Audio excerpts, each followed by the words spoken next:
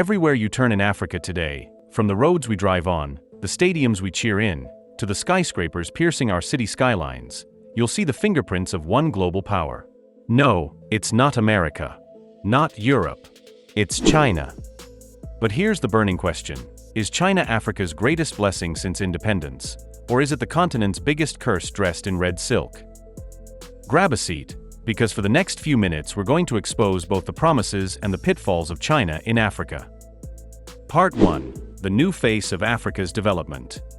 Since 2009, China has overtaken the United States and Europe to become Africa's largest trading partner. Trade between the two was worth over $282 billion in 2022. That's massive. Think of Addis Ababa-Djibouti Railway, completed in 2016, a lifeline for Ethiopia's imports and exports. Or the Standard Gauge Railway in Kenya, connecting Nairobi to Mombasa, one of the biggest Chinese infrastructure projects in East Africa. Across Africa, from stadiums in Mozambique, hospitals in Angola, to airports in Nigeria, China is building at lightning speed.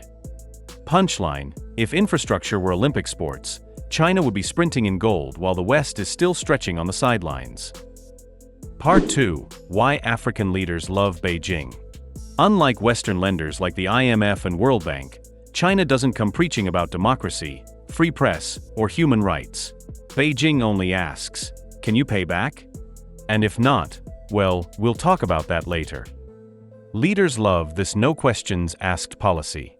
In 2018, during the Forum on China-Africa Cooperation, President Xi Jinping pledged $60 billion in loans, aid, and investments. African presidents lined up like it was Black Friday shopping. Punchline: China doesn't lecture. It negotiates. For many African governments, that's music to their ears. Part 3. The cost of Chinese friendship. But here's where the shine fades. These loans? They come with heavy baggage. Zambia became the first African nation to default on its $17 billion external debt in 2020, a big chunk owed to China. Kenya's Standard Gauge Railway cost nearly $5 billion. And reports say if Nairobi can't pay, China might take over revenues from Mombasa port. That's not just a bill, it's sovereignty on the line. Punchline: when you owe Beijing, don't be surprised if your port suddenly has more dragons than dock workers. Then there's labor. In Zambia's copper mines, Chinese companies have been accused of paying Africans peanuts while importing their own workers. In places like Ghana and Sierra Leone, Chinese miners have been caught running illegal operations, leaving behind poisoned rivers and destroyed farmland. Part 4. The environmental fallout. Africa's forests, oceans, and mineral-rich lands are under siege. Chinese fishing fleets are draining West Africa's waters, leaving local fishermen broke. In the Congo Basin, illegal logging tied to Chinese firms is stripping one of the world's lungs. Cobalt mines in the Democratic Republic of Congo, vital for making smartphones and electric cars, are being drained by Chinese companies, sometimes with child labor in the shadows. Punchline: your shiny new smartphone may be powered by African cobalt, dug up in sweat and shipped out on a Chinese ship. Part 5. The divide, blessing or curse. Let's be real, it's not all doom and gloom. Many African citizens use Chinese-built roads daily, work in Chinese factories, or benefit from the cheap phones that keep them connected. But long-term, the curse outweighs the blessing if leaders keep signing blind deals. Raw materials flow out, debt piles up, and sovereignty slips away. Punchline: if colonialism came in ships and guns, China's influence comes in loans and cranes.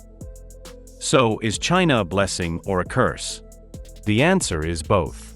It's fire, it can cook your food, or it can burn your house down. China will never love Africa more than it loves itself. That's the truth. Which means the choice is in African hands. Either use Beijing's money to build industries, create jobs, and rise as a global powerhouse, or stay trapped in a cycle of dependency and exploitation. The real question isn't about China. It's about Africa's leadership. Will they negotiate with wisdom, or sell out the future for a quick loan and a ribbon-cutting ceremony? China is not Africa's destiny. Africa is Africa's destiny. And the time to decide is now.